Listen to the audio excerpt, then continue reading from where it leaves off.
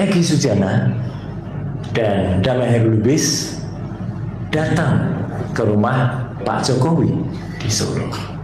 Nah, banyak yang beredar, apa ini yang terjadi? Saya kemarin di Kompas TV sore kemarin tetap mengatakan sebaiknya Bapak dan Ibu kita tunggu penjelasan dari yang bersangkutan terlebih dahulu. Meskipun banyak sekali, mohon maaf ini Bapak dan Ibu, suara-suara yang beredar cair gitu. Saya nggak tahu maksud artinya apa cair itu Bapak dan Ibu. Tapi sudahlah, lebih baik kita tunggu. Dan apa yang kami lakukan? Saya Bapak dan Ibu kemarin siang ini benar-benar tabayun melalui rekan saya Michael Sinaga, dia telepon langsung ke Egy Sujana dan sambung. Jadi ini mungkin informasi yang A1. Menurut Egy dalam tabayunnya dia tidak memohon maaf menurut Egy, tapi supaya yakin kita sampaikan saja. Ya udah, kita tunggu klarifikasinya, tabayunnya minggu depan secara langsung. Jadi supaya apa? Supaya semua orang itu bisa kemudian mendengar dan Pak kemudian ada kesalahan. Saya mohon izin nanti mungkin banyak menggunakan contoh-contoh yang aktual biar Bapak dan Ibu bisa langsung cepat menerima. Kemudian ini berarti bahwa sesuai dengan yang sudah diajarkan juga oleh Allah Subhanahu wa taala di dalam surat An-Nisa di surat keempat ayat ke-83. Wa isa ja'um amrun mina amni awi kaufi az-zawji. Yang artinya, dan apabila datang kepada mereka suatu berita tentang keamanan atau ketakutan, ini contoh berita saja, mereka lalu langsung menyiarkannya. Padahal kalau mereka menyerahkan kepada Rasul dan ulil amri, tentu orang-orang yang mampu mengambil kesimpulan yang akan mengetahuinya. Jadi klarifikasi atau sebelumnya tabayun itu sangat-sangat penting, Ibu dan Bapak sekalian, untuk bisa kita pastikan. Maka apa yang kami lakukan kemarin siang itu adalah insya Allah yang harus kita lakukan. Jadi kita pastikan dulu karena memang luar biasa perjuangan yang kami lakukan sudah lebih, bukan hanya 4 tahun Bapak dan Ibu. Kalau Ustadz Egy mungkin mengatakan 4 tahun, enggak, sudah semenjak 12 tahun yang lalu. Ketika tahun 2013 seseorang yang bernama Joko Widodo dalam sebuah seminar di Universitas Islam Indonesia di Yogyakarta, waktu itu ada diskusi dan kemudian ada Prof. Mahfud MD, ada juga Pak Jokowi, dan kemudian ada Buya almarhum Syafi'i Ma'arif. Dan ketika ditanyakan oleh moderator seminar pada saat itu, bapak-bapak ini kan waktu itu belum presiden, ya, masih gubernur Pak Jokowi. IP atau indeks prestasinya berapa? Pak Jokowi menjawab, Prof. Mahfud menjawab 3,8 Bapak. Luar biasa. 4 itu maksimal. Kalau 3,8 itu Prof. Mahfud hampir maksimal. Pak Jokowi menjawab, saya di bawah 2 saja nggak ada.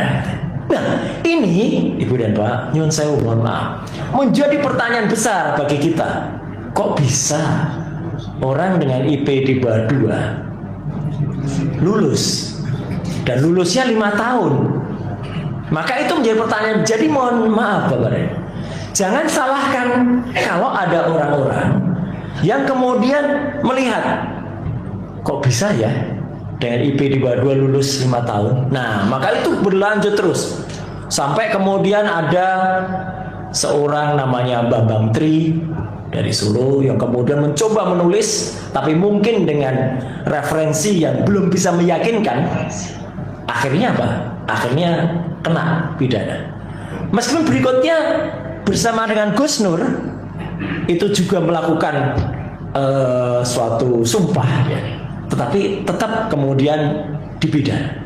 Dan akhirnya di akhir tahun yang lalu Egy Sujana dan kawan-kawan waktu itu yang mengawali memang ketika membuat laporan kepada Bareskrim.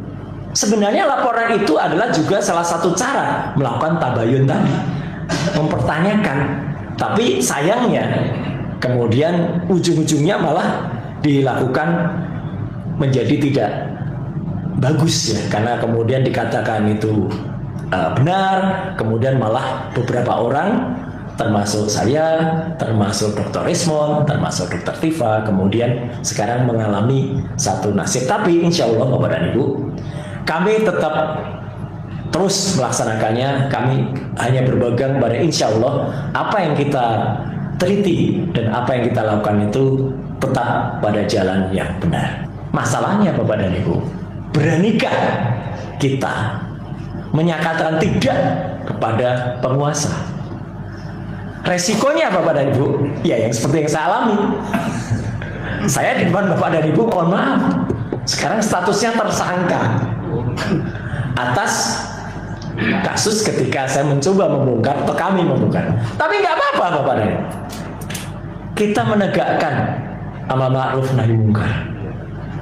Kalau memang kita yakin benar dan insya Allah itu benar, nggak.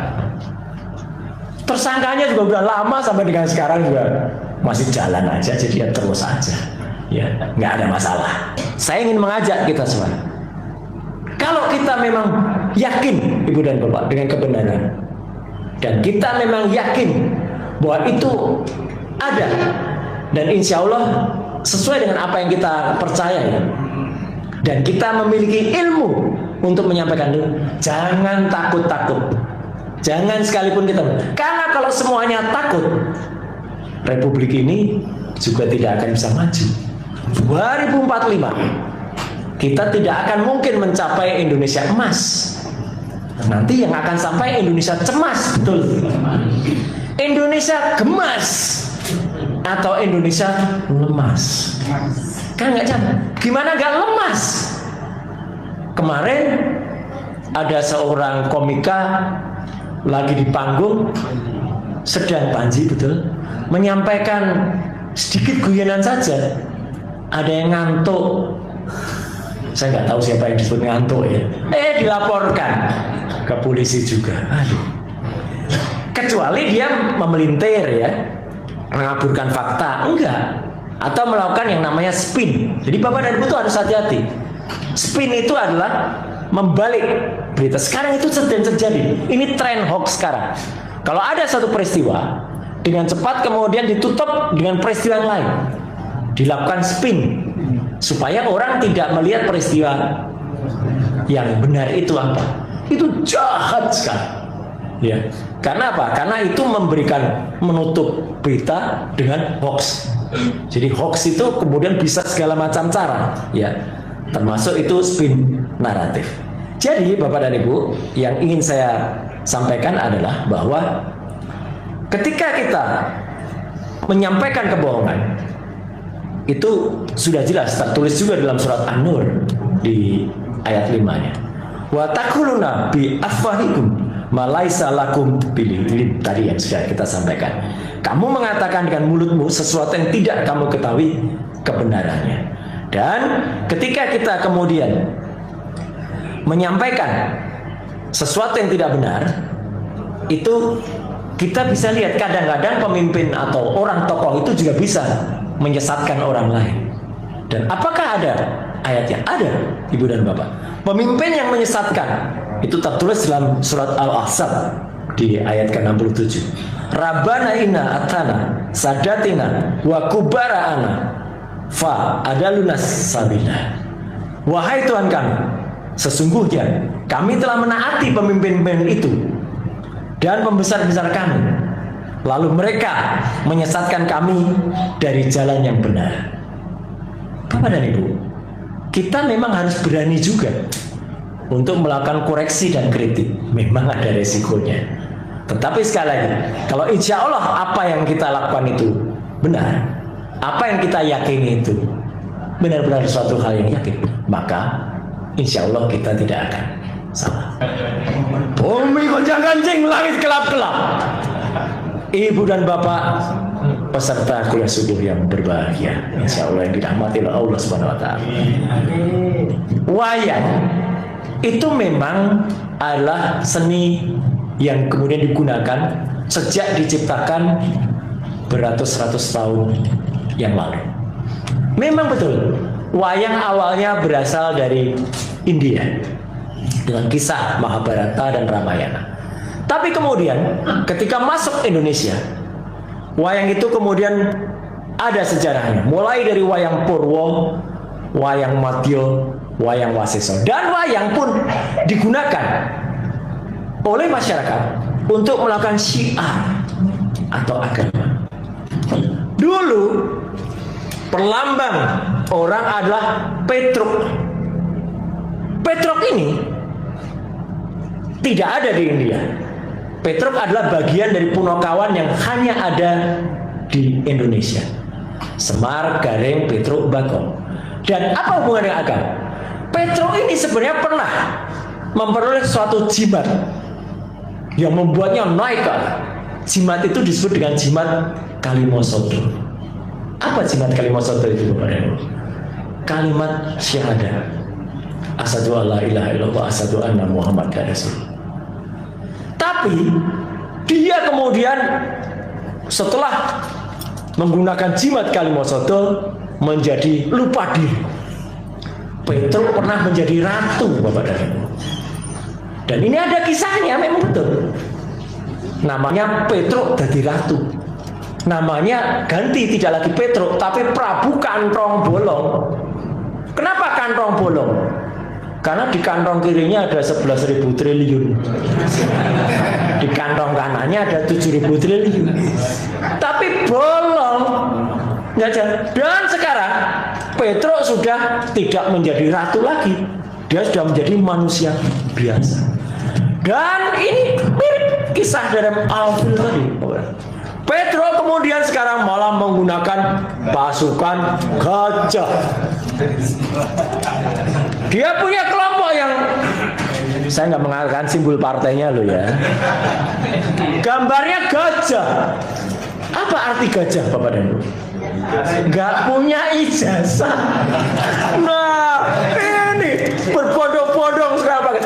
Tapi dalam surat Al-Fil tadi jelas Allah Subhanahu Wa Taala menurunkan burung-burung ababil, Bapak dan Ibu.